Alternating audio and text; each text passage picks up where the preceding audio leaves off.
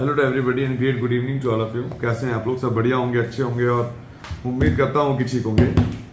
जैसा कि आप लोगों को पता है कि नीट पीजी की काउंसलिंग का एक शेड्यूल जो कल से लेके अब तक फ्लोट कर रहा है कि 20 तारीख से नीट पीजी की काउंसलिंग शुरू हो सकती है या हो रही है, जो भी है उसके बारे में कोई भी ऑफिशियल अपडेट अभी तक मेडिकल काउंसिल कमेटी की साइट पे नहीं आई थी। ना ही अभी तक काउंसलिंग का प्रॉस्पेक्टस आया है और ना ही इस बारे में कोई और भी चर्चा अभी ऑफिशियली देखने को मिली है या शुरू हो गई। इसके अलावा अगर हम बात करें तो जब तक वो ऑफिशियली नहीं आता तब तक हम उसे मान नहीं सकते कि वो ऑफिशियली है। हो सकता है कि काउंसलिंग 20 तारीख से ही स्टार्ट हो जाए, हो सकता है कि जैसे मैंने पहले भी आपको कहा है कि 20 से 25 के भी शुरू होने के चांसेस पूरे हैं। हो सकता है, लेकिन ऑफिशियली अभी नहीं आया है तो आपको पैनिक करने की जरूरत नहीं है, परेशान होने की जरूरत नहीं है। जब भी ऑफिशियल अपडेट आएगी साइट पे तो आपको इन्फॉर्म कर दिया जाएगा और बता दिया जाएगा। इसी के बीच जो केस सुप्रीम कोर्ट में फाइल हुआ था उसके रिगार्डिंग भी बहुत तरह की चीजें चल रही हैं। शायद उसकी भी हियरिंग 2-3 दिन के अंदर हो जानी चाहिए। अभी उसके बारे में कोई पर्टिकुलर अपडेट मेरे पास है नहीं, लेकिन हाँ जो कोर्ट में जो केस फाइल हुआ था रिगार्डिंग ट्रांसपेरेंसी को लेके उसके ऊपर भी कोर्ट के अंदर हियरिंग 1-2 दिन के अंदर कभी भी हो सकती है। तो जो अपडेट्स आएंगे वो मैं आपको प्रोवाइड कराऊंगा। इसके अलावा हमने एक नया गूगल का फॉर्म मतलब कल निकाला है। जो कैंडिडेट इस दौरान पेड गाइडेंस लेना चाहते हैं वो इस फॉर्म को फिल करके हमसे डायरेक्टली कनेक्ट हो सकते हैं वाया व्हाट्सअप 9675200801 पे और 9690796426 पे। पहले वाला जो फॉर्म था उसमें काफी कैंडिडेट ऐसे हैं जो एनरोल्ड हो गए हैं या जो अब इंटरेस्टेड नहीं है, तो हमने एक नया फॉर्म निकाला है। वो हमने कम्युनिटी पे भी शेयर किया था और इंस्टाग्राम पे भी शेयर किया है और हमने सब जगह कर रखा है। अगर आप चाहें तो वहां से भी ज्वाइन होके हमारे साथ कनेक्ट हो सकते हैं। इसी के साथ कल एनबी ने एक नोटिफिकेशन निकाला डीएनबी स्टाइपेंड को लेके।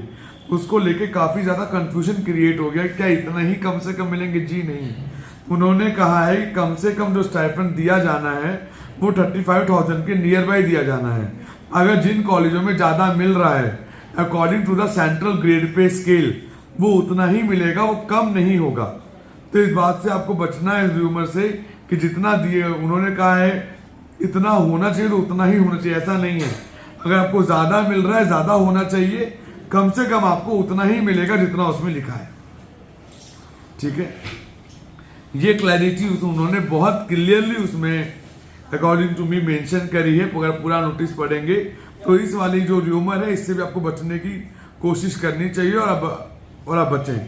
इसके अलावा डीएनबी और डिप्लोमा के एग्रीगेटेड सीट्स अब वेबसाइट पे अपडेट होनी शुरू हो गई है। मैंने आज डिप्लोमा का एक डेटा देखा था मॉर्निंग में कि लगभग कुछ सीटें हैं जो कि अपडेट होनी स्टार्ट हो गई हैं। इवन रेडियो में 39 डिप्लोमा डीएमआरडी में अपडेट होता हुआ नजर आया है आज।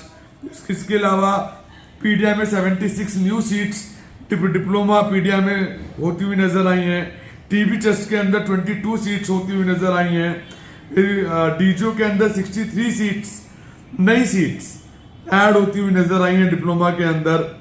इसी हिसाब से बाकी ब्रांचेस का भी अपडेट हुआ है, लेकिन डीएनबी के अंदर किसी भी तरह का कोई एक्रेडिटेशन अभी हुआ नहीं है और ये अपडेशन अभी एक्रेडिटेशन चल रहा है। तो हम उम्मीद करते हैं विद इन 2 और 3 डेज ये हो जाएगा। और मेडिकल काउंसिल कमेटी ने अभी तक एनएमसी की साइट पे भी किसी भी तरह का सीट मैट्रिक लेटेस्टली अभी तक अपडेट नहीं किया है जिसमें 2024 का एक्रेडिटेशन क्लियरली मेंशन्ड हो। तो हम उम्मीद करते हैं कि उसमें भी टाइम लगेगा। लेकिन जी हाँ, जो फाइल इन्होंने अप्रूवल के वक्त शुरू में निकाली थी उसमें लगभग काफी जगहों से खबर आ रही है कि उनकी सीट बढ़ गई है। स्पेशली डीम्ड यूनिवर्सिटीज में काफी जगह ये आइडिया लगा है कि 2 से 4 हो गई है, 4 से 12 हो गई हैं, 16 भी हो गई है कुछ जगह सीट्स 7 और 8 से। तो जब ये चीजें निकलेंगी तो आपको एग्जैक्ट आइडिया नजर आएगा। ये जो अंदाजा लगाया जा रहा है ना काउंसलर्स के अकॉर्डिंग भी और लोगों के अकॉर्डिंग भी, कौन सा कॉलेज मिलेगा कौन सा कॉलेज नहीं मिलेगा, मैं गवर्नमेंट का तो क्लियर कट कर दूं, जब तक मैट्रिक्स नहीं आएगा आप कह नहीं सकते। क्यों नहीं कह सकते? 2 सीट लास्ट ईयर यूआर में थी, क्या पता इस बार वो ओबीसी एनसीएल पे हो, क्या पता वो ईडब्ल्यूएस में हो, एससी एसटी में हो, ये भी शफलिंग्स होती हैं। और किसी कॉलेज में 4 सीटें थी वो बढ़ के अगर 12 सीट हो गई हैं तो भी प्रोबेबिलिटी बढ़ जाती है। अगर वो कॉलेज 3,200 पे क्लोज हुआ है तो उम्मीद करेंगे कि उसमें 4,500 पे क्लोज होगा। ऐसे अंदाजे, ऐसे कैलकुलेशन से तो देख के कैलकुलेटरली चलना है। It's not any random guess कि जो मन में आया वो बोल दिया और जो मन में आया वो कह दिया, जी नहीं। इसीलिए इन चीजों को थोड़ा सा जब क्लैरिटी आएगी, क्लैरिफिकेशन आएगा, then we will discuss over it. और इसके अलावा 14th और 15th को we are not available at office. 14-15 को हम ऑफिस में अवेलेबल नहीं है। किसी का अपॉइंटमेंट ले भी रखी हो तो मैं उनसे रिक्वेस्ट करूंगा कि वो कैंसिल कर दें 14-15 का अपॉइंटमेंट हमारे साथ ऑफिस में, ड्यू टू सम इश्यूज हम आउटसाइड हैं। और इसके अलावा कोई डाउट है, कंफ्यूजन है, पेड गाइडेंस के लिए जानना है, समझना है, तो गिवन कॉन्टैक्ट नंबर पे कॉल कर सकते हैं आप 9675200801 9690796426। तो सुबह bye, take care and have a great day, bye bye.